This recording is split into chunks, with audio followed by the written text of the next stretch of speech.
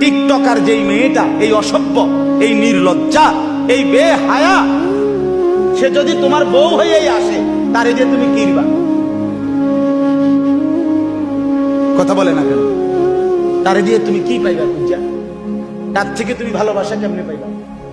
আল্লাহ তাআলা বলছেন, হালাল পবিত্র স্ত্রীর মধ্যে আমি আল্লাহ ওয়াজআলা বাইনাকুম মাওয়াদ্দাতান ওয়া রাহমা, আমি যাকে তোমার স্ত্রী হিসাবে হালাল বানিয়েছি, তার মধ্যে আমি আল্লাহই তোমাদের স্বামী স্ত্রী উভয়ের জন্য ভালোবাসা এবং দয়া মায়া আমি তৈরি করে দিয়েছি।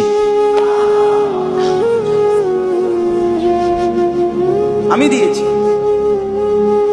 এজন্য বাপ নিজের জীবন নষ্ট না করে,